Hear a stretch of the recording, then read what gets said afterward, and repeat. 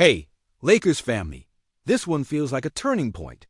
I've got a clean read on how the front office is thinking about roster balance, how the cap chessboard limits and unlocks moves, and how one big decision at guard could ripple through the entire rotation. I'm going to walk you through the logic, the timing, the market, and the real basketball impact so you can see the full picture before the headline hits. Stay with me to the end, because that's where I'm putting the cards on the table. First, the briefing. Here's what I'll deliver tonight. Why the organization is recentering around a heliocentric star build. What that does to usage at the 1 and the 2. How the second apron rules squeeze flexibility. And why a guard who blossomed into a borderline all-star now sits at the intersection of value and opportunity. I'll break down the internal thresholds for a deal, identify realistic partners, map out trade frameworks that actually match salary and timeline, and explain how the rotation would stabilize the minute the move is made. No fluff, just a full roadmap of what's in play. Let's establish the context. The Lakers took a massive step into their next era by securing a marquee, offensive engine and committing to a win-now window that still breathes beyond the short term. That recalibrates everything. It changes where the ball lives. It prioritizes jumbo wings and switchable defenders. And it pushes the roster to surround star gravity with length, shooting, and event creation on defense. You don't chase redundancy. You chase complementarity. And in that pursuit, every salary slot has to pull playoff weight across multiple series. Now overlay the cap. The second apron world punishes indecision. Aggregation is restricted, tools shrink, and mistakes get expensive in seconds, not seasons. If you want to keep building with draft capital and mid-sized salaries, you need clarity about who's part of the core and who's an asset you leverage before it depreciates. That's not cold. That's championship math. It's why continuity is prized, but not at the expense of ceiling. You keep the pieces that scale in May and June, and you turn good players into better fits when the pathway appears. Enter Austin Reaves. I've been loud about this. He earned everything. From undrafted to primary option stretches, to playoff shot making, to a real on-ball rep that forced defenses to honor him on second-side actions. Last season, he averaged 20.2 points, 5.8 assists, 4.5 rebounds, and 1.1 steals in 73 games, while hitting 37.7% on 7.3 threes per night. That's not a cameo. That's a portfolio. He thrives as a read-based guard, empty corner pick and roll, keep dribbles alive, pause, stab, then find the pocket or lift into a pull-up three. He can be your closer on a Tuesday in January and your connector in a Game 5 on the road. But when you recenter the offense around a singular superstar creator, touches get reallocated. The ball sticks to gravity, and everyone else becomes either a spacer, a cutter, a screener, or a short-roll decision-maker. In that environment, the premium shifts to wings with length who can defend the point of attack, trade bodies on switches, and still knock down catch-and-shoot threes at volume. You need rangy lineups that survive and score without perfect matchups. That's where the Reaves conversation stops being about good versus bad and starts becoming right tool versus right time. There's also the contract lane. Extension rules box in what the Lakers can offer versus what the open market might promise down the line. That gap is the crack where other teams wedge leverage. If a guard on a team-friendly deal is about to graduate into a number the cap sheet can't justify under second apron pressure, you act before you're negotiating from the back foot. Again, not because the player doesn't help you win, but because the squeeze makes the contours of the roster unforgiving. So, who's out there with the assets and the need? Houston is the obvious magnet in this conversation. They've stockpiled picks, kept a deep bench of rookie-scale deals, and under this league's new power structure have the horsepower to overpay if they believe a guard can spike their half-court efficiency without sacrificing size elsewhere.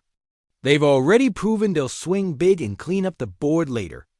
A backcourt stabilized by a prime-age scorer creator who can carry second units and close games alongside stars is exactly the archetype they've chased before. Zoom in on frameworks. The Rockets package that circulates in league chatter looks like this: a cost-controlled shooter handler on a rookie deal with real off-ball gravity, plus a switchable forward who plays above his contract, plus first-round capital with reasonable protections. Translate that into names, and you land on a Reed Shepherd-type profile: movement shooting, feel, short clock decision-making, and Atari Eason-type profile: energy, boards, on-ball physicality, playoff-proof role, backed by picks to get the Lakers' optionality. That's not rumor-mongering. That's the template that makes sense for both sides. There are other lanes. Orlando can manufacture compelling value without breaking their young core: a big guard with defensive teeth and a pick structure that keeps flexibility intact. San Antonio can do it with picks and developmental runway if they want to fast-track spacing around their franchise anchor. Brooklyn can balance the money with wings on reasonable numbers and sweeten with draft equity. The point isn't that there are 5 deals sitting at the 1-yard line. It's that there are multiple credible constructions that clear the bar if the Lakers decide to lean in. Timing matters. If you believe the return materially raises your playoff ceiling this season, you move during the regular season and let the group marinate. If you believe you can extract a better pick structure in the summer, you delay, but you also accept the risk of injury, variance in shooting luck, or a postseason that changes your leverage. The front office's job is to index the board daily and strike the moment the threshold is met, not to chase headlines. That's what separates busy teams from smart ones. Let's jump to the basketball, because that's why we're here. If Reaves stays, you maintain a 3-guard engine where he toggles between secondary creator and off-ball spacer, punishing soft closeouts and running the second unit with lineups that leverage his pick-and-roll craft. He gives you lineup insulation when whistles get tight or when your primary star eats traps late. But if you flip Reaves for length and two-way size, you unlock switch everything coverages without constant help tags. You buy extra possessions on the glass. And you widen shooting windows for your stars by cutting the number of sub-6'6" defenders on the floor in crunch time. What about fit alongside the bigs and closers? This is where the calculus tilts. The league's best playoff defenses turn series. By shrinking space for star creators and forcing your tertiary players to win one-on-one or make quick, clean decisions under duress. A surplus of rangy wings who can hit corner threes and guard up a position lets you keep your best 5 on the court without hunting matchups. That's not a slight on Reaves. It's recognition that 3 playable two-way wings often beat 1 great guard and 2. Can we survive this possession? Bodies when the series gets ugly. I want to be fair about the risk. Trading a beloved guard who just averaged 205-41 on strong efficiency is not building a house of cards. It's removing a load-bearing wall and replacing it with a steel beam. You have to execute the swap with precision. The incoming shooting must be reliable, not theoretical. The defensive upgrade has to show up on the floor, not only on scouting reports. And the picks can't be vanity. They must be placed where they can be converted into either more talent or future trades without locking you into a corner. The locker room component is real too. Reaves is a connector, a pro, and a guy who has equity with the fan base. If you move him, you better bring back players who embrace the jersey day one and coaches who can build a simple, tough package that gets them into the right spots immediately. If you don't, you risk losing gains in February that you can't get back in April. That is exactly why the threshold is high and exactly why there's momentum when a package actually clears. Asset value is the final layer. There's an argument that Reaves' number, production, and reputation have synchronized into a peak moment. You're not selling low. You're making the kind of portfolio rebalance you only get once, maybe twice per cap cycle. Flip 1 great guard for 2 playoff bodies and a pick. That's how you survive injuries, Match different styles in back-to-backs across a series and keep enough shooting on the floor when variance hits. And because the cap punishes half measures now, you either commit to that identity or you get stuck in the mushy middle. All right, let's talk threshold, because this is the heart of it. The Lakers aren't walking Reaves to the door. They're drawing a hard line, a plus rookie scale shooter, ball mover, a plus defensive wing with real minutes in a playoff environment, and first-round capital that isn't just decorative. Salary must match without dragging in dead money that gums up future flexibility. If a partner can meet that, the basketball case is strong. If they can't, you keep him, you win games with his versatility, and you revisit in the summer. That's the standard. Now the rotation impact, immediately. You convert to more two-wing lineups flanking your star. Keep one secondary handler who can live in the slot, and use the incoming forward to anchor bench defense.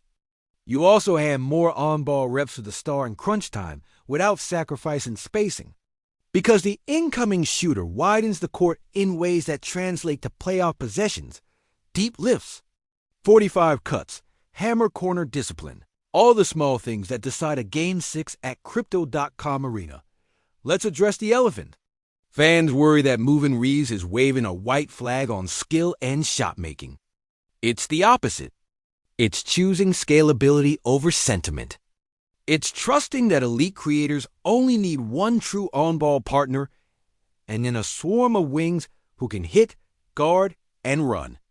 It's how top offenses stay top 5 in the playoffs when scouting strips away pet actions and the game becomes who can survive for 20 straight possessions without blinking. Here's the moment you waited. For the headline, I'm comfortable putting my name on after everything I've laid out. The Lakers are actively positioning themselves to sell Austin Reaves if and only if the asking price is met, and the internal expectation right now is that a qualifying package will surface. Translate that into plain English. Unless the market collapses or an injury changes priorities, Austin Reaves will be moved for a multi-asset return that upgrades length, defense, and future flexibility. That's where the momentum points tonight. What does that mean for the short term? It means you should anticipate a roster that leans heavier into size at the 2 and 3, stays committed to high-volume threes from the corners, and simplifies the late-game offense into spread ball screens with a single-release valve instead of dual-creator redundancy. It means more minutes for switchable lineups that protect the paint without overhelping, and a bench that wins on energy and extra possessions instead of pure shot creation. I'll leave you with my concise analysis and a direct ask. Net-net, this pivot is about identity. Selling Austin Reaves isn't a talent drain. It's a retool toward a postseason-proof template in a second-apron league. If the return really is a cost-controlled shooter, a playoff-ready wing, and a first, I endorse the move. If it slips below that bar I hold, simple. Now I want your view. Does this trade pathway make the Lakers better in May? Or does keeping Reaves give the offense a stability we'll regret losing? Who's the incoming piece you value more, the movement shooter or the switchable wing? Drop your opinion below, and let's pressure test this as a community. If you got value from this breakdown, lock in with me, subscribe to Lakers News Fan Report, turn on alerts, and share this with a friend who still thinks roster moves are about names, not fits. I'll keep bringing you straight talk, fast updates, and the kind of analysis that respects your time and your basketball IQ.